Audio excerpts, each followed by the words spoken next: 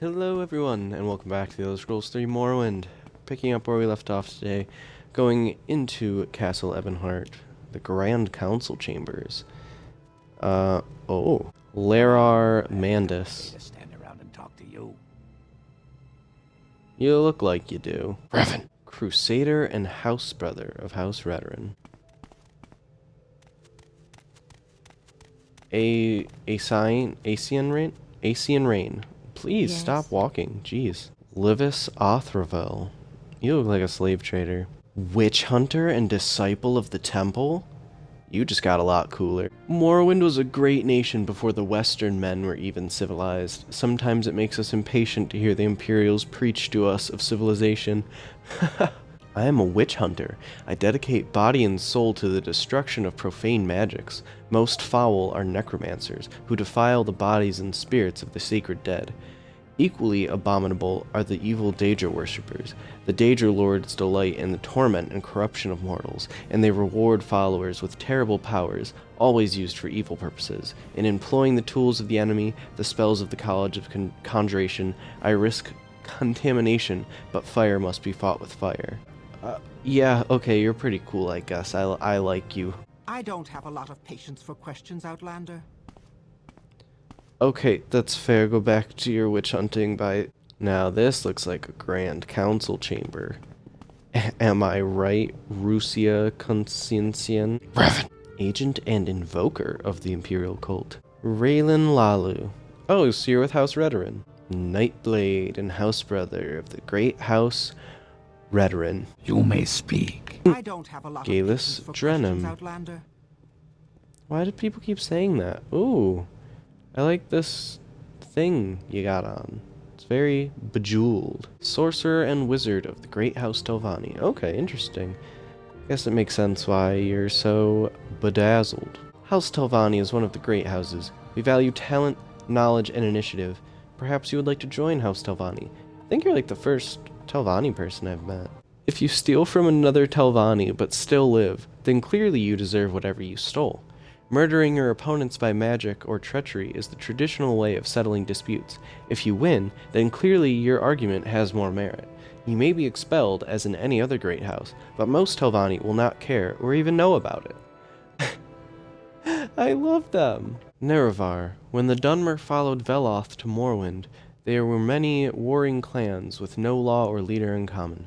One Dunmer warlord, Nerevar, had the ambition to rule all the Dunmer. In that time, House Dwemer were great enchanters, so Nerevar went in secret to what just happened? Where'd it go? To Dwemer Smith and asked for an enchanted ring that would help him. The ring gave its wearer great powers of persuasion. For safety, it was enchanted to instantly kill anyone who wore it except Nerevar. Whoa. Oh, okay, so if I get that ring, that's how they'll know I'm... Okay, got it. The ring was called Moon and Star, and it helped Nerevar unite the various clans into the first council. Later, however, disputes over religion divided the council, with House Dwemer and House Dagoth on one side and all the other houses on the other. Dumak and Dagoth invited Orc and Nord clans as allies and held northwest Morrowind, while Nerevar mustered the other houses and nomad tribes and marched to meet the Dwemer-Dagoth Westerner forces. The armies met at Red Mountain, a Dwemer stronghold. The Dwemer were defeated and terrible sorceries were used, resulting in the utter extermination of House Dwemer, House Dagoth, and their allies. Nerevar died after the battle and his ring was lost, but Nerevar's alliance survives in Morrowind's ruling political institution, the Grand Council. Tell me about the ring. The enchanted ring called Moon and Star, or One Clan under Moon and Star, as the Ashlanders call it, was forged for the hero Nerevar by one of the Dwemer sorcerer priest, Kagranak Smiths. Oh, I remember Kagranak, from Skyrim, and blessed by the Daedra, Lord Azura. The ring gave Nerevar supernatural powers of persuasion and indisputable proof of identity, since any other who tried to wear the ring would be killed instantly. Dumak was a king among the Dwemer. Dumak, and a friend of the hero Nerevar before the war began. He served with Nerevar in the First Council and died with Nerevar at Red Mountain. Whoa, there's so many people right here. Duke's Guard. Wait, oh, you're all just chilling here? Hold on, I'll have to wait for that. Mattis Meadow. This room was called the Imperial Commission, and it looks very bureaucratically boring. What is this about? Tuveen Erethan. By the immemorial custom of Dunmer society, a house may challenge the honor of another house in the person of one of the house's ranking nobles. The ranking noble of the impugned house is marked for death. In ancient times, actually formally marked with a black banner, but in modern times, served with a formal written public announcement. If within a year of the challenge, the marked noble still lives, the challenging house must publicly forego any further complaint or scandal on the matter. Only a ranking challenging noble or a Morag Tong may attack the marked noble. In modern times, houses routinely engage Morag Tong. This custom permits houses to war upon one another on a small scale without threatening public peace and rules of law. Such violent disputes among great houses are called house wars. Codes of behavior under house wars of honor are complex and subtle, and the Morag Tong specialize in the honorable and legal prosecution of these factional vendettas. House wars are expensive, dangerous, and disruptive to all houses involved, but on the island of Vardenfell alone, a dozen or more marked challenges are being prosecuted at any time. Vardenfell's greatest challenges are its mutually hostile cultures, its cruel and untamed wilderness, and the troubling phenomena of the Blight. The temple and traditional Dunmer cultures are indifferent to the values of the imperial conqueror's colonists, and the interests of each great house conflict with the interests of the other great houses. Only the imperial legions and the duke's shrewd policies prevent political disputes from expanding into civil unrest or warfare. Even the legions, however, cannot extend their protection into the sparsely inhabited wastelands of Vardenfell, where bandits, necromancers, witches, fiends, and monsters find refuge, emerging to threaten the lives of explorers, colonists, and traders. The greatest and most obscure threat is the Blight, a mysterious weather-like phenomena emanating from the crater of Dagoth-Ur, warping and poisoning creatures in its path, and creating diseased horrors that attack travelers and outlying settlements. Quama foragers range far from their home colonies, deep into the ashlands as far as the Ghost Fence. Foragers exposed to blight storms may become infected and may return and infect their queen and the whole colony. An infested Quama mine is a great hardship for the mining community. Blighted eggs are inedible, and miners catch blight diseases. Ridding a colony of blight is expensive and dangerous because of the aggressive behavior of sick Quama foragers and warriors and the risk of spreading. Blight diseases resist common herbal and magical treatments and are of two kinds: wasting diseases, which attack one or more of an organism's systems, and abnormal growth diseases, which distort the organism's functions and structures. Both sound awful. Natives avoid exposure to the blight and wear special protective garments when traveling in blight-prone regions. Skyrim, also known as the Old Kingdom or the Fatherlands, was the first region of Tamriel settled by humans from the continent of Atmora, the hardy, brave, warlike Nords whose descendants still occupy this rugged land. Though more restrained and civilized than their barbarian ancestors, the Nords of the pure blood still excel in the manly virtues of red war and bold exploration. Humans. The human races are short-lived, socially aggressive humanoids, shorter than elves and more technologically advanced than the beast folk. Warlike human cultures have subjugated their elven and beast folk neighbors and synthesized their arts, literature, magic, technology, and theology into Tamriel's dominant culture, the Empire. Obsessed with progress and destiny, human civilization constantly reinvents itself from materials plundered from conquered cultures and reshaped by human myths and dreams. Wow, that's like such an accurate description of how humanity actually is. The Khajiit of the southern Elsewhere jungles and river basins are settled city dwellers with ancient mercantile traditions and a stable agrarian aristocracy based on sugarcane and salt rice plantations.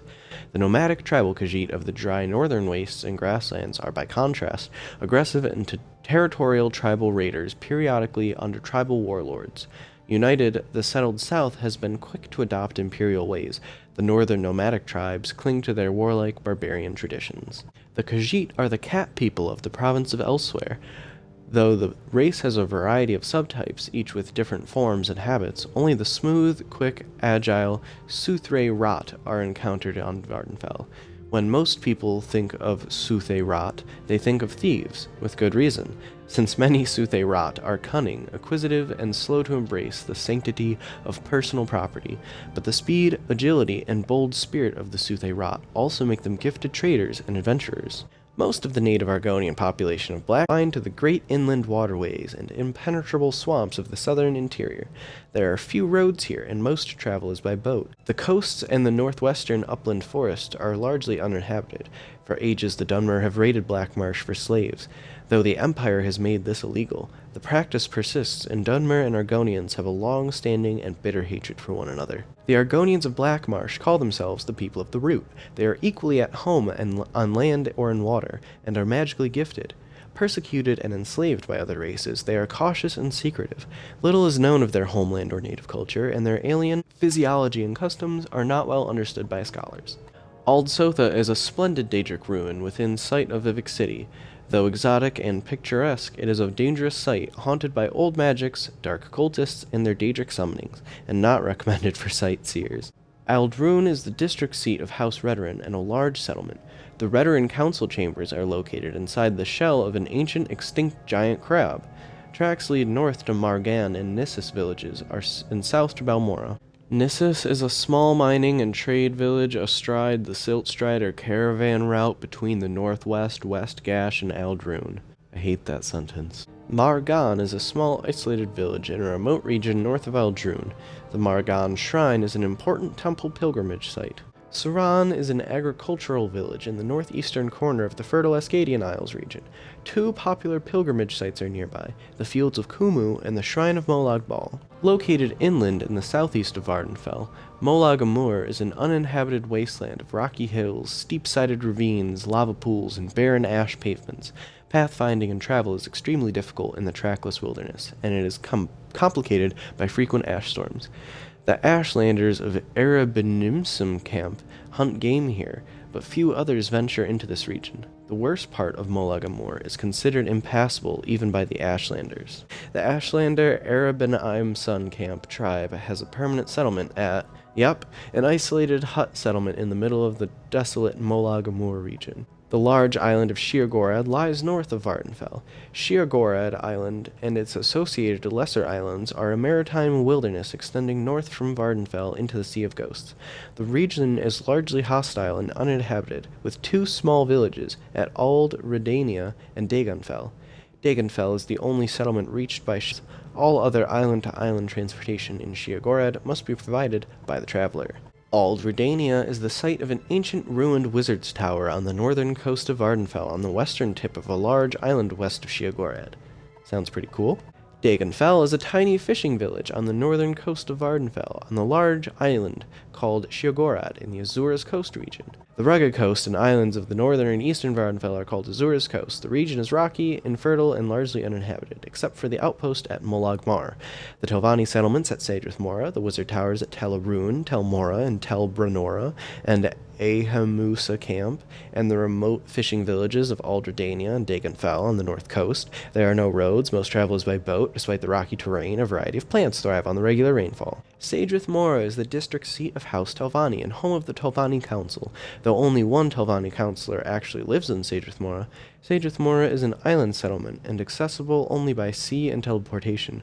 The town is large, with many craftsmen, traders, and trainers, but it is open only to Telvanni retainers. Outsiders should confine themselves to the Gateway Inn. Interesting!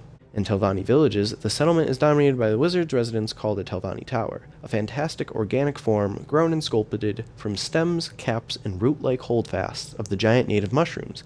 The tower is often surrounded by a village of smaller mushroom pods, hollowed out for craftsmen and commoners. Tel Arun is the Telvanni Tower of Archmagister Gothrin, Telvanni Sorcerer Lord and head of the Telvanni Council. The associated settlement is a sizable village and the site of the festival's slave market. Oh gosh, the largest slave market on Vardenfell, oh no. Tel Mora is the Telvanni Tower of Mistress Dretha, an ancient wizard of the Telvanni Council. The small settlement includes a few craftsfolk and a trade house. Tel Brenora is the tower and seat of the eccentric Telvanni wizard named Mistress Tharana. I think I know you from Elder Scrolls Legends. The tower and its tiny village are located on a rocky promontory at the southernmost tip of Azura's coast. Ahamusa Camp. The Ashlander Ahamusa tribe has a permanent settlement on a rocky promontory at the northeastern tip of the Vardenfell mainland in the Azura's coast region. Here, let me mark it on your map. Oh, cool. I'll take it. Visiting an Ashlander camp. It is safe to walk around an Ashlander camp, but risky to talk with Ashlanders, especially if you do not know their customs, since they may take offense at your speech and challenge you. When visiting, speak with the people you cannot receive. When visiting, speak with the people. You cannot receive an invitation to enter a yurt or tent without speaking with an Ashlander. If an Ashlander gives you permission to enter a Khan or Wise Woman's yurt, you are welcome, but enter a Khan or Wise Woman's tent without invitation, and the whole tribe will attack you. Ashlanders may challenge a stranger who enters a yurt without invitation. Customs differ with different tribes, but leave when requested and you may be forgiven. Be particularly careful of Ashkhans, tribal chiefs, and wise women, tribal seers and counselors. Some are welcoming, some are hostile. Be courteous and leave if requested. If offended, they may attack. They sound really fun, these Ashlanders. Ashlander challenges. When challenged for sport, it is acceptable to decline. When challenged for honor, it is shameful to decline. Honor challenges come from offense given in speech or action, or may represent customary formal challenges of status or ritual. Among Ashlanders, a gift is a token of courtesy among strangers, and affection among friends. When coming first among strangers, a thoughtful gift is a sign that you are cautious and considerate, and aware of the other's wants and needs. Such is particularly useful for traders and travelers. Among friends, it is a private thing, and subtle, with great risks, for the test of the gift is how well it is tailored to the receiver. Ashlander customs. Take care when visiting an Ashlander camp. Among clan and kin, Ashlander courtesy is very proper and polite, but you are a stranger, so remember that Ashlanders hate foreigners. Ashlander challenges are very solemn and serious things. Do not make a challenge lightly, and know the custom of Ashlander gifts. They are not offended by gifts of money, and take them as tokens of deference and respect. And among outcast Ashlanders, beware the Mabragash, renegade witch warrior women who practice dark magic. That sounds awesome. Mabragash. A Mabragash is an Ashlander witch warrior, a renegade wise woman who has forsaken the established rules of behavior for an Ashlander woman to become a master of dark magic and the weapons of war. By secret rituals, the Mabragash steal a man's vital essence and makes herself a powerful sorcerer and warrior. The manifestation of her power is called a ghost snake that paralyzes and drains a victim's vitality. They sound awesome. Ashlanders hate foreigners. Most Ashlanders wish all foreigners and their false gods could be driven from Morrowind. At very least, Ashlanders wish the foreign devils would leave them in peace. Ashlanders think it is shameful to attack unarmed persons, but they will kill without hesitation an armed person who offends them or their clan laws. No Ashlander is fool enough to make war against the Empire. However, if such a war might be won, many Ashlanders might cheerfully give their lives to win such a war. Yeah, I'd see it. This episode was supposed to be shorter, but you made it longer than it was supposed to be. Though I do value all your information, and I like your high collar. That's not sarcasm. Anyway, I hope everyone enjoyed hearing about that stuff, because there will be more reading, but hopefully not so much right away. Anyway, stay tuned for the next episode of The Elder Scrolls 3 Morrowind. Yeah. Bye.